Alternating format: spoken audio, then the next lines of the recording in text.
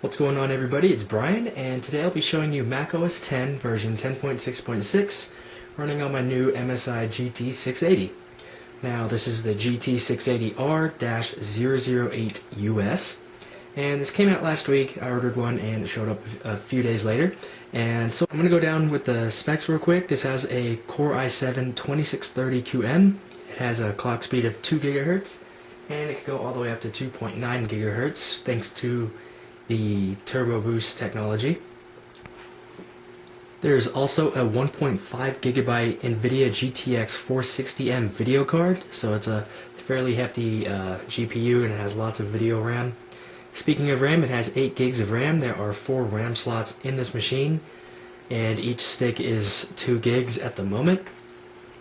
And I have my 64 gig SSD installed, as well as a 500 GB 7200 RPM hard drive. So it took quite a while to go ahead and install macOS 10 on here. It was actually pretty easy. I had to use a different kernel for the Sandy Bridge CPU, and I just had to use some NVIDIA drivers that were freely available from the internet. Now, I would have to say that this Hackintosh is about 80% complete. Bluetooth works, hardware accelerated video card works, so you get your resolution, you get your transparent menu bar, Quartz Extreme and Core Image are both hardware supported.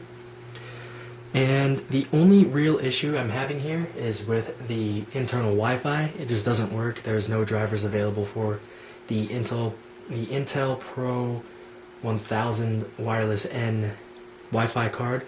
So I'm relying on this little Wireless G 54 megabit per second USB stick, which works fine with OS 10, so I can still get online if I need to. I think Bluetooth works fine. I think I already mentioned that. And my only other issue is with sound. I can't find any drivers that seem to work with the sound chip. I've tried the Voodoo HDA, and it sort of works, but there's a loud hissing sound that comes out of the speakers, and the actual system sounds, they're just all crackly and popping and stuff, so I just didn't mess with it. I only plan on using macOS 10 for the iTV software, because I have the iTV hybrid USB TV tuner stick, and I'd still like to use that so I can stream live television to my iDevices, so that's my primary reason for keeping macOS 10 installed. Up here you can see the battery meter. There's about 45% battery left, and it says there's 43 minutes remaining. There aren't really very many optimizations in the kernel for battery life, which is fine. I don't plan on using macOS 10 on the battery anyway. So I'm going to go ahead and go to the Apple menu and click on About This Mac, and I'm going to show you what it says. Let me go ahead and zoom in a little bit.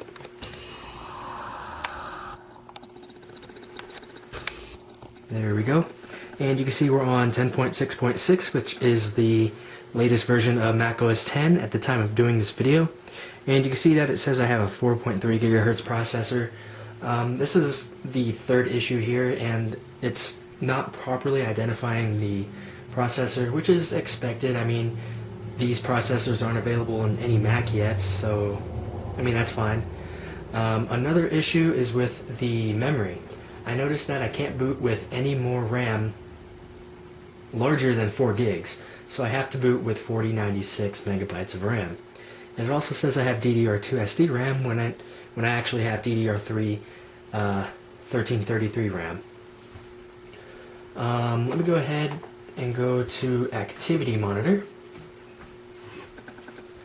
and I'm going to show you what this says regarding the processor. So if I click on the CPU tab and double click on the graph, you can see that it has 8 little graphs.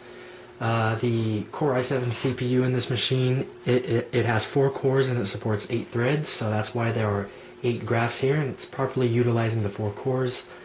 So yeah, this is a fairly fast installation of macOS 10 as well. If I click on iTunes, one bounce and iTunes is up very quickly. This is installed onto my solid state drive, so that definitely helps out with overall performance.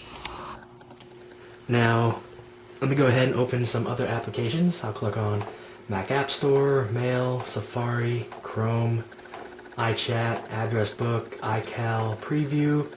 Photo booth works with the internal camera, which is pretty nice. Nice. This is a 720p webcam. Click on Time Machine, System Preferences. So let me go ahead and quit out of some of this. And let me see. I'm going to do a little speed test for you guys. I'm going to open every .app that is in my applications folder. So the way I'm going to do this is I'm going to just highlight all of these applications, select all of them. Oh yeah, I need to mention that the trackpad and the keyboard works fine.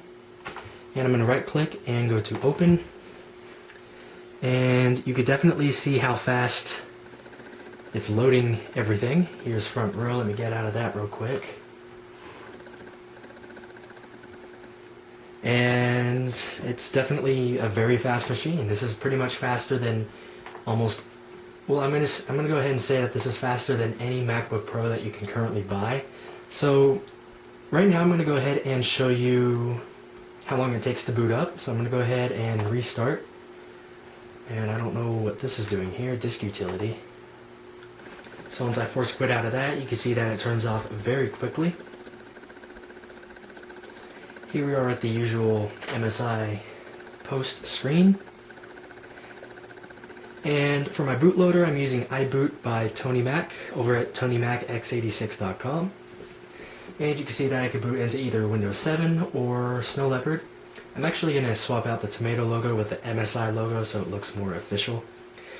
And there are a couple of boot arguments that I have to use to boot with. One of them is bus ratio equals 8. This is so that the processor is properly clocked. And I also have to boot with max mem equals 4096. If I use any more RAM than that, then it's gonna not boot at all. I'm gonna push enter. Here we are at the Apple logo. I'm sure most of you guys are familiar with this. And there is the spinner.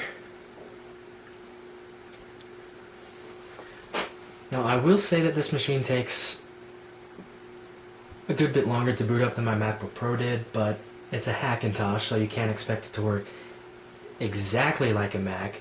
But once it does boot up to my desktop, it's a very fast machine. Here we are at the login screen. I don't have my